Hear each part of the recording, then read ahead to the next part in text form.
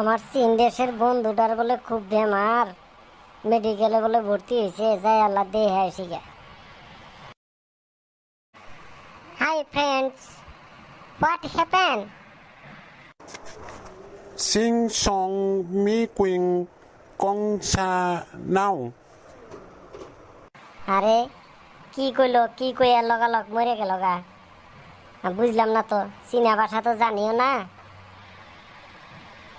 এখন চীনা ভাষা কি বানি কইলো, এই কথাটা জানা লাগবো আমার। চীনা ভাষা যে কেরা জানে? ও আঙ্গির গ্রামের একজন তো জানে, এই হালিক জানে। হালিকের কাছ থেকে চীনা ভাষাটা আমার শোনা লাগবো, আর বাদ জানা করো। আরে ফেসা কোন থেকে এলি? আচ্ছা হালিক, তুই তো চীন দেশে থাকছিস, তুই চীন দেশে কত বছর থাকছিস?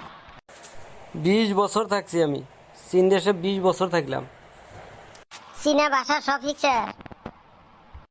চীনা ভাষা সব জানি এখন। কে কি হয়েছে তোর? আমি একটা সমস্যা পড়ছি।